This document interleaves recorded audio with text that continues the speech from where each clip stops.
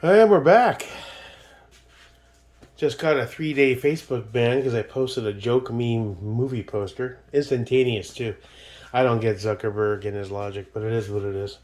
But I can still make YouTube content, so let's move forward with build 14.5. Quick news flash, though. I did speak to IWI this morning. He told me that this happens more often than you think. I filled out a submission form. They're going to get back to me within 1 to 3 business days with the RA, at which point I'll box the entire box up, send them back the whole gun and all the parts. And he said, you're looking at a 2 to 4 week turnaround. We'll assess the issue. And I asked him, well, is there a possibility that the warranty won't cover this? He said, it depends. They have to inspect it. But odds are you should be okay. So the gun will be down 2 to 4 weeks, but I think it's going to get resolved and hopefully under warranty without any cash out of pocket. I learned some valuable lessons. Always read the manual on both items, both the optic and the weapon. Turns out the inch pounds recommended in the manual for the IWI is 8.95. Holosun recommends 15 inch pounds.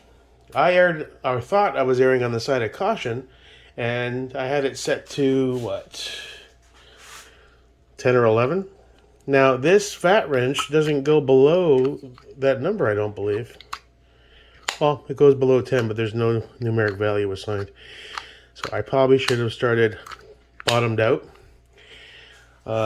Obviously, read your manuals, kids. Very important. Second thing I learned is that after a long day at the range, when you get home, put it down, get some rest, wake up fresh, have a shower, have some coffee, approach it with fresh eyes. As exciting as it is to put that bad boy on there, I think probably I rushed into it, but hopefully it'll get resolved. So we're gonna move forward. I cannibalized the Radiant Talons off of my 1.0 build. I have like 4 or 5 mil-spec safeties, including one. A few are painted. I got a brand new one here. So I'll probably put that on 1.0 after I do finish all the painting, which is going to take a while anyway. It's still set to 90 degree on the talons, but see, that's the original ODG, and then through the paint removal, it kind of scraped off a little bit of that Cerakote, or whatever process they used to paint those. And I like it. Got a little bit of ODG with some aluminum gunmetal kind of vibe.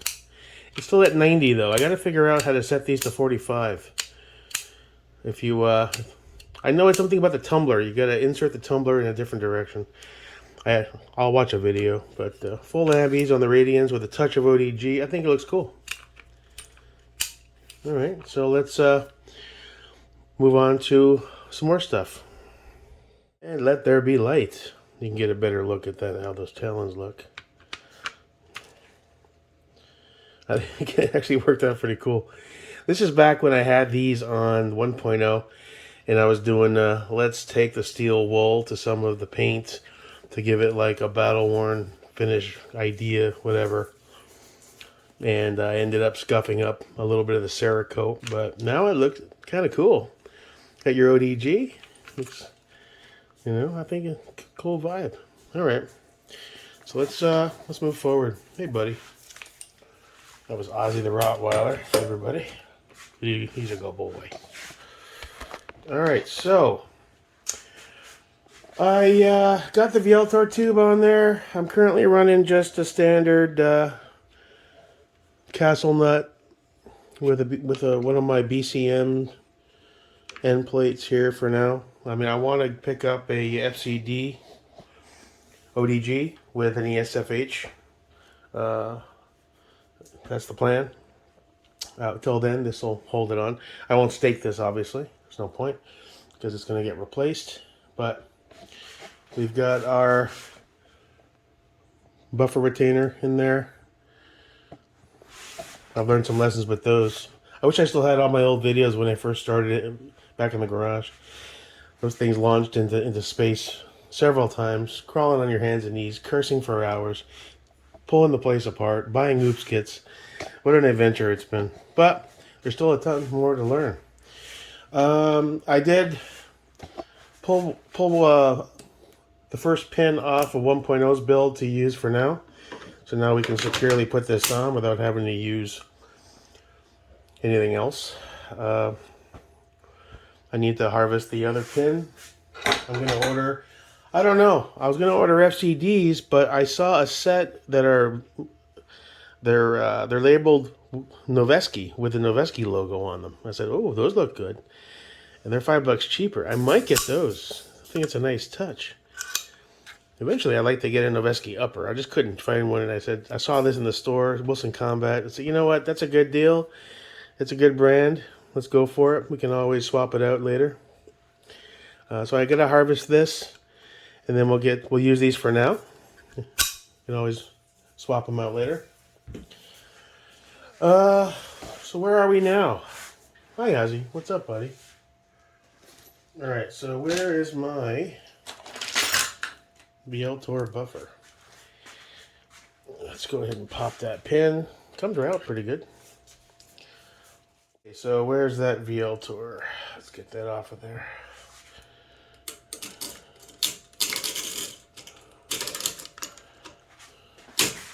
I'll try to get that as level as possible so it looks cool.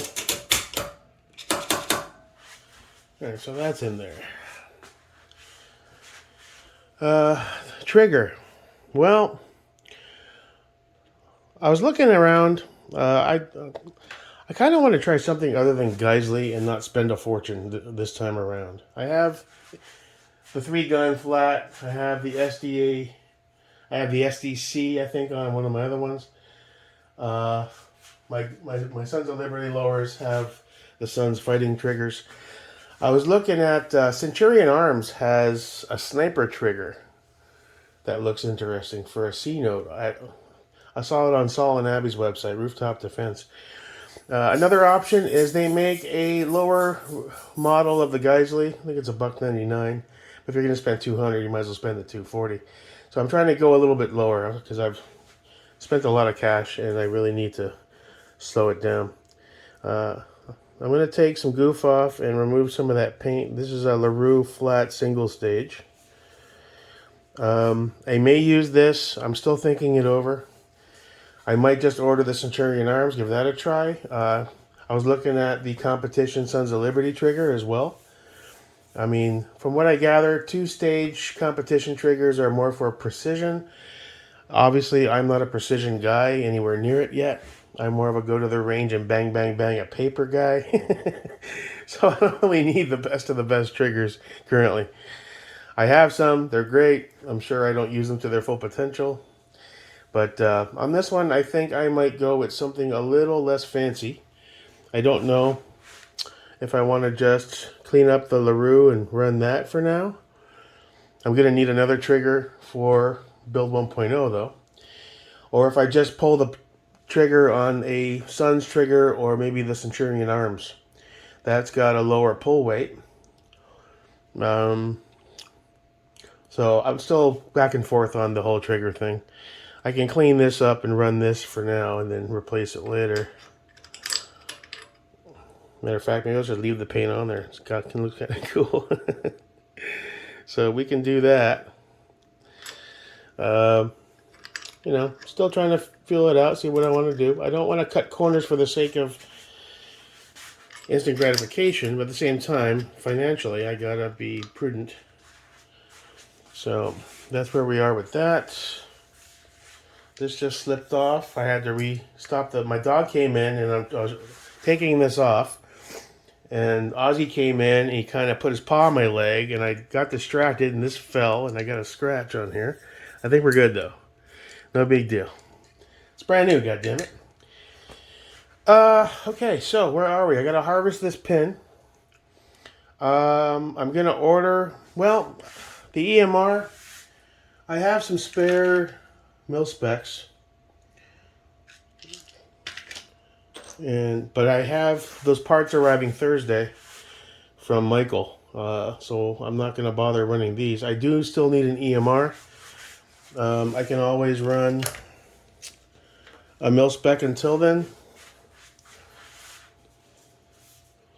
Where are we? You know, I got a few of these lying around. This one's a little painted up. But that's where we are at that. So we need to do, we have to figure out trigger. We need to set this to 45 degrees, take it out, swap the tumbler around. Oh, I got to attach the trigger guard. The one I'm dreading is the dust door. I all the old videos, I really wish I still had them. My 2 or 3 attempts at putting dust doors on were hysterical. And eventually, I lost the C-clamps, obviously, because they're this bloody big. So I ordered like a whole pack of them. I have them in the garage hanging up on the thing. I got like 10 or 20 of those C-clamps. I always had so much problem with that. And we have what came with this. So there's that little bastard right there. There he is. You evil. I know Brownell sells that tool and shit, but yeah, you are one of the most difficult things that I've encountered when trying to learn how to build ARs. Let me tell you. Let's see. Lighting options. So I harvested my Streamlight and Cloud LCS off of the Anderson to do a quick test. Once I get everything set up, I still have to torque the barrel nut. And but we got our Cloud LCS. Streamlight, you know, here's what it is. I was gonna try to figure out how to run this. I can use I have like 3 or 4 Arasakas there on standby. I have a couple of the Picatinny mounts that came with my reins. I could try to run one of those with a Picatinny adapter on the side. I'm not sure which way I want to go with that yet. Or do I want to just transfer one of my reins right to it? Maybe the green one.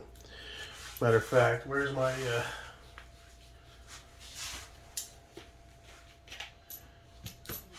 Oh, you're on. Yeah, he's on there. Good. I'm going to have to pull that off. All right, so... I'm not sure yet. I think I'm probably just going to go with the Streamlight for now. The Cloud LCS has a... Let me fix that. Cloud LCS, the ODG vibe is kind of cool. The light, you know, it's a Streamlight. But it's functional. You got your strobe and all that fun stuff. So we can do that. Irons. I was going to order a set of Pros, and I still will. But for the meantime, I can always just slap these ODG plastics on here just to have something on there. And the color does look cool on them. So we've got that.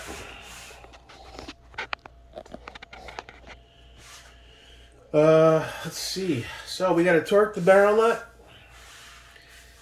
after we season it.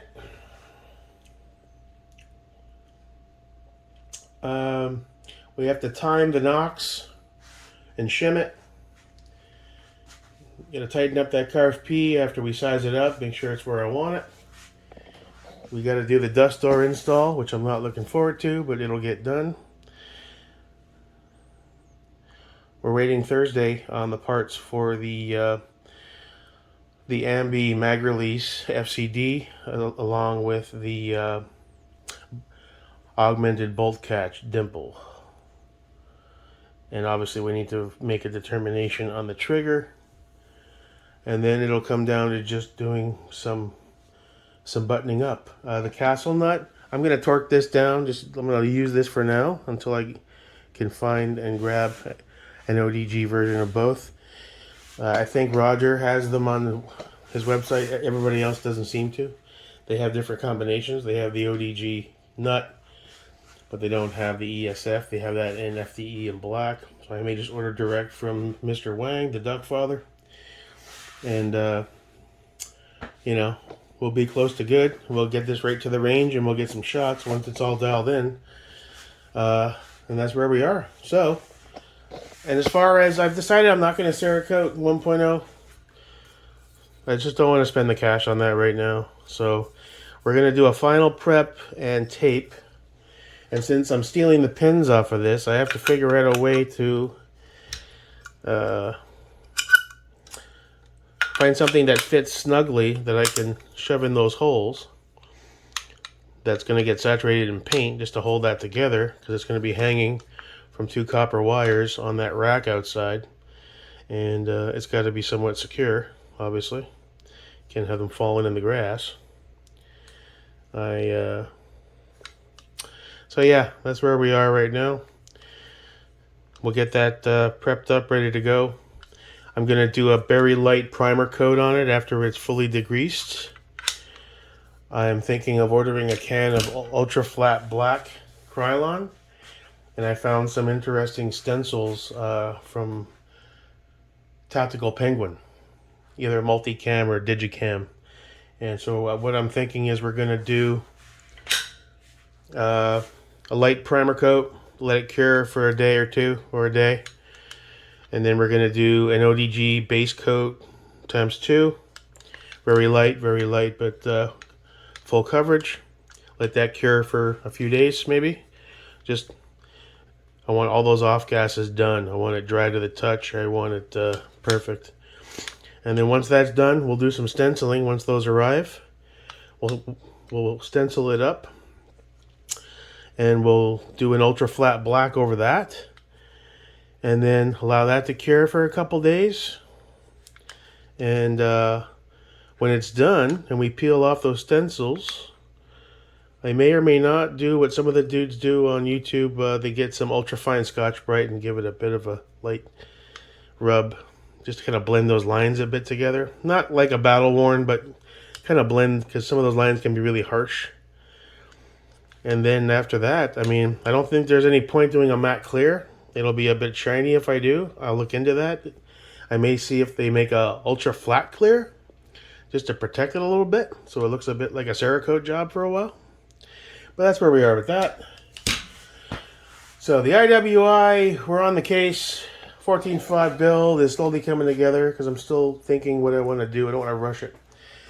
And 1.0's paint job idea is pretty much set in stone now. I just got to obtain the stencils, the ultra flat black, and get some brake cleaner to properly fully degrease and finish doing the proper tape job so that it's solid.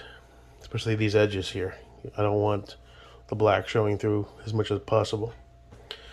Yeah, and that's where we are. I did catch a Facebook ban for 3 days, so I won't be on Facebook. But I have stuff to get done and other stuff to do on top of the gun stuff. So all good.